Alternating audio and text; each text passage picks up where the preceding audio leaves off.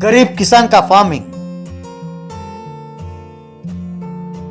विदर्भा में महंती नाम का एक किसान था। उसके 2 बेटियां थीं, पिंकी और रिंकी। उनको देखकर उनकी दादी महंती से, अरे बेटा, घर का एक वारिस होना जरूरी है। तुमने और बहू ने 2 लड़कियों को पैदा किया है। अब देखो कितना खर्चे है। पर से पढ़ाई के नाम पर इन्हें बड़े बड़े अंग्रेजी स्कूल में पढ़ाकर खूब पैसे खर्च कर रहे हो। उनकी पढ़ाई के लिए तुमने अपनी खेत को भी गिरवी रखा है। पता नहीं क्या खेती करते रहते हो। 1 रुपए आमदनी तो दूर, दिन ब दिन उधार बढ़ता जा रहा है। पता नहीं क्या करोगे। लगता है देखते देखते जो बचा कुचा खेत है उसे भी बेच डालोगे। फिर हमें बस भीख मांगना पड़ेगा। माँ तुम चुप रहो, हर बात पर उन दोनों पर चढ़ जाती हो। आजकल बेटे और बेटी में कोई फर्क नहीं है माँ, दोनों बराबर हैं। तुम जानती भी हो कि उनके कॉलेज में रिंकी और पिंकी ही टॉप में हैं। तुम जानती हो कि जब मैं उनके कॉलेज जाता हूँ तो मेरी कितनी इज्जत करते हैं वो लोग। वो भी मेरे इन 2 बेटियों की वजह से ही है ना माँ। इसीलिए तुम बेटी और बेटे में फर्क करके ना बात किया करो, वो सुनेंगी तो बहुत दुखी होंगी। ये एक निकम्मा है, जब देखो उपदेश देते रहता है। अरे इन बातों से पेट नहीं भरता है। कल इनकी शादी के लिए इतना खर्चा होगा, ये निकम्मा कहाँ से कमाएगा इतना पैसा। मैं जो कहती हूँ ये बिल्कुल नहीं समझता। यूं कह ही रही थी कि रिंकी और पिंकी कॉलेज से लौटे। उनको देखकर दादी, आए आगे आगे बाप की लाडलियाँ। क्यों री, तुम्हारे पिताजी तुम दोनों की तारीफ करते करते तकता नहीं है। वो नहीं समझता है कि यू तारीफ से घर का पेट नहीं भरता। वो इस बात को लेकर खुश है कि तुम लोग बहुत अच्छे पढ़ रहे हो। कहकर डांट रही थी। क्यों दादी, जब देखो पिताजी को डांटती रहती हो। दोबारा तुमने पिताजी को डांटा तो मैं तुम्हारे टांगे तोड़ दूंगी।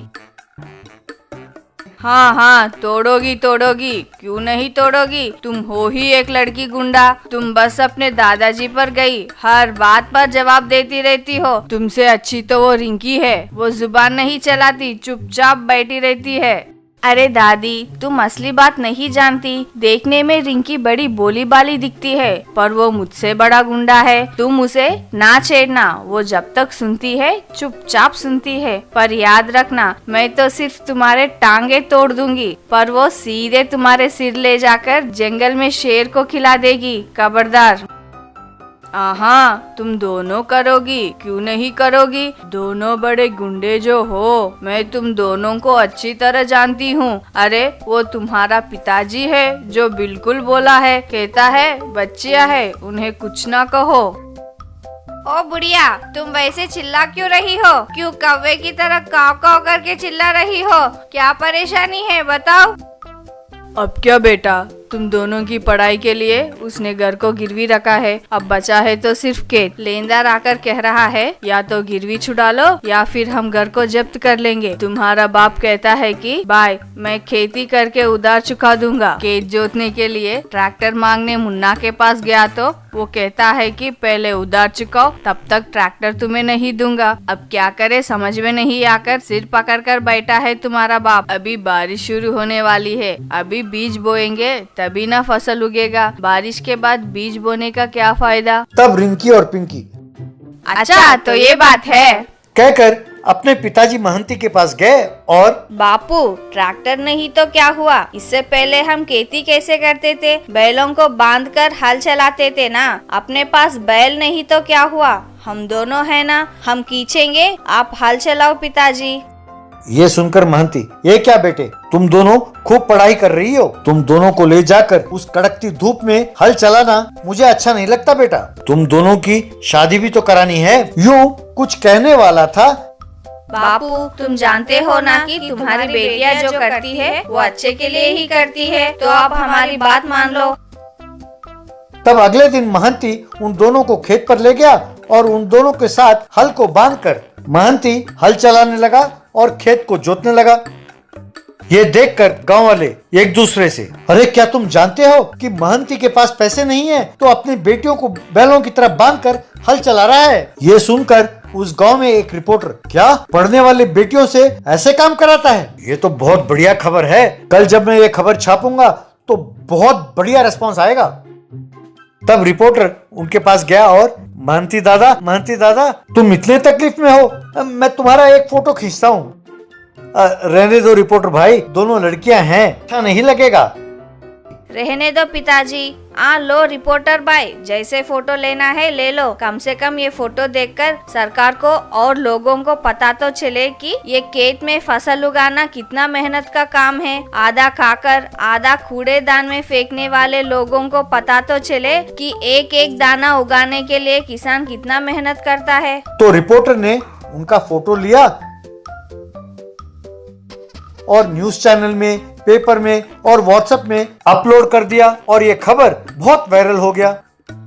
नतीजा ये हुआ कि अगले दिन उस गांव का कलेक्टर वहां पहुंचा और महंती, तुम कॉलेज में पढ़ने वाले अपनी बेटियों को बैलों की तरह हल से बांधकर खेत जोत रहे हो, तो मैं तुम्हारी हालत समझ सकता हूँ। मैंने तुम्हारे बारे में गांव में पता किया है। ये पता चला है कि तुम बहुत अच्छे हो और तुम्हारी बेटियां खूब पढ़ती हैं, तो उन्हें पढ़ने दो। सरकार की ओर से जो जो योजनाएं तुम्हारे लिए उपयुक्त हैं, मैं उन्हें तुम्हें प्रदान करूंगा। ये लो, ये नया ट्रैक्टर तुम्हारी तकलीफ को देखकर एक सेलिब्रिटी ने इसे दान दिया है, इससे तुम अपना खेत को जोतो, कहकर एक नया ट्रैक्टर उसे भेंट किया। बाद में सब मिलकर उस ट्रैक्टर के सामने खड़े हुए और फोटो खींचा। तब अपने दोनों बेटियों को पास लेकर महंती, ये सब मेरी बेटियों की वजह से है, वो मेरी किस्मत है। उन्होंने खेत में पांव रखा और मेरी सारी मुसीबतें दूर हो गईं। क्यों माँ, तुम्हारी पोतियों की महानता, कहकर प्रशंसा करने लगा। और नहीं तो क्या, ये मेरी पोतिया है, कोई ऐसी वैसी नहीं, ये मुझ पर गई है। ए क्या बुढ़िया, कल तक कह रही थी कि हम दादाजी पर गए हैं और बड़े गुंडे हैं, और आज तुमने बात फेर दिया। कहने लगे तो सब हंसने लगे। Home delivery. लुम्बिनी नाम के गांव में देवधर नाम का एक धनवान रहता था। उसके पास लड्डू नाम का एक नौकर था। लड्डू बिल्कुल मूर्ख था, इसीलिए देवधर उससे ज्यादा बाहर का काम नहीं कराता था। उससे सिर्फ घर के काम ही लेता था। घर के काम जैसे चाय ले आना, कुएं से पानी भरना, घर को झाड़ू मारना, ऐसे काम ही कराता था। एक बार देवधर, सुन लड्डू, मेहमान भोजन पर घर आ रहे हैं, जाओ और 50 अच्छे आम देखकर ले आना। बाजार में एक दुकानदार ने एक टोकरी में फल भरकर दिया। लड्डू थोड़ी दूर चलने के बाद, लगता है साहब ने मेरी कोई परीक्षा रखा है, उन्होंने तो सिर्फ आम लाने को कहा था, टोकरी नहीं। अगर उन्होंने मुझसे पूछा कि तुम्हें टोकरी लाने को किसने कहा, तो मैं क्या जवाब दूंगा, इसीलिए टोकरी को यहीं फेंककर मैं सिर्फ आम लेकर जाता हूँ। यूं सोचकर वहां एक तख्ते पर उसने आम को बिखेर दिया, फिर टोकरी को दूर जाकर फेंक आया। उसके बाद 2-2 आम करके वो घर तक ले जाने लगा।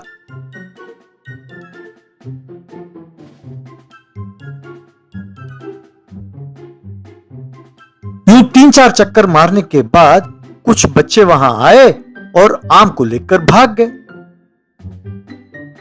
लड्डू ने आकर देखा तो वहां आम नहीं थे। हे भगवान, अब क्या करूं, आम गायब हैं, लगता है किसी ने चुरा लिया है। घर पर देवधर ने उसे खूब डांटा, तुम ज्यादा होशियारी दिखा रहे थे, अरे कोई बिना टोकरी के आम कैसे लेके आता है, यू स्टूपिड फेलो। अरे पहले ये जान लो कि किसे अलग अलग लाना है और किसे एक साथ लाना है। निकम्मे, तुम्हारी वजह से महंगे आम की चोरी हो गई, जाओ जाकर टोकरी में आम लेकर आओ, कमबख्त, कहकर उसे डांटा। एक बार देवधर दुखी होकर घर में बैठा था, तभी उसकी पत्नी वहां आई। क्या है जी, इतने उदास क्यों हो, क्या हुआ? अरे कुछ नहीं, अपने पुराने घर के बारे में सोच रहा था। हम जब गरीब थे उसी घर में रहते थे, है ना, याद है? अरे वो कैसे भूल सकती हूँ, अपने बच्चे वहीं तो पैदा हुए थे, उसके बाद आपका कारोबार चल पड़ा और हमने इस घर को बना लिया। अब उस घर के लिए अच्छी कीमत मिल रही है, उसे बेचने की बात सोच रहा था तो दुख हुआ, और कोई बात नहीं। अगर अच्छी कीमत मिल रही है तो बेचना गलत नहीं है जी। उस घर में कुछ यादें हैं, जैसे आपकी माँ की वीणा, पिताजी का छाता और ऐसे छोटी छोटी चीजें। उन्हें ध्यान से लाकर संभाल कर रखें और कोई चिंता ना करे। अगले दिन देवधर ने लड्डू को बुलाया और लड्डू, तुम हमारा पुराना घर जानते हो ना, वो घर मुझे बहुत पसंद है, ऊपर से यादें जुड़ी हुई हैं। वहाँ जाओ और वहाँ के सारे सामान ध्यान से एक लॉरी में लेकर आ जाओ। एक सामान भी टूटा तो मेरे हाथों मरोगे। लड्डू ने ठीक है कहा और चल पड़ा। उस घर के पास जाकर बेचारे साहब को ये घर बहुत पसंद है। लगता है कि इस बार भी वो मेरी परीक्षा ले रहे हैं। उन्होंने कहा था कि किन चीजों को अलग अलग और किन चीजों को एक साथ लाना है। अब मैं दिखाऊंगा कि मैं कितना समझदार हूँ, ऐसा उसने सोचा। बाद में क्रेन की सहायता से पूरे घर को उठाकर एक लॉरी पर रखवाया। फिर उसे लेकर वो वहाँ से चल पड़ा। वो लॉरी यूं गांव से गुजरने लगी तो गांव वाले देखकर हैरान हुए। बाद में घर पर आकर, साहब ले आया, कहाँ रखूं? कहाँ रखूं का क्या मतलब? अरे पुराने सामान वाले कमरे में रखवाओ, वहाँ जगह कम है साहब, और कोई जगह बताइए। ठीक है तो फिलहाल घर के पीछे रखवाओ, बाद में सोचेंगे। अरे वहाँ भी मुश्किल है साहब, और कोई जगह बताइए। अरे घर के पीछे इतनी जगह है, क्यों बस नहीं होगा? तुम पागल हो क्या? घर के सामने बिल्कुल ठीक होगा, रखवा दूं? बिल्कुल ठीक होगा। क्यों, एक ही सामान लाए हो क्या? सब नहीं लाए क्या? सारा कुछ लेके आया हूं साहब, आप एक बार बाहर आकर देखिए तो सही। होम डिलीवरी का बिल 12 लाख रुपए हुआ है। क्या? ट्रक का 12 लाख रुपए? तुम बोल क्या रहे हो? चलो देखते हैं कि तुम लाए क्या हो। देवधर ने बाहर आकर देखा तो ट्रक के ऊपर सारा घर था। आप ही ने कहा था ना साहब कि ये घर आपको बहुत पसंद है और उससे यादें जुड़ी हुई हैं, इसीलिए इंजीनियरों को बुलाकर मैंने घर को यूं ही शिफ्ट कराया। बिल 12 लाख हुआ है, आप देंगे तो वे चले जाएंगे। अरे मूर्ख, वो घर बेचता तो मुझे 6 लाख रुपए मिलते, उसे गवाया और ऊपर से 12 लाख खर्च कराया। जाने दो जी, उस घर को अपने घर के सामने ही रख देते हैं। पैसों का क्या है, आज है कल नहीं, पर यादें अपने साथ ही रहती है ना। उस घर को यहीं रख देते हैं।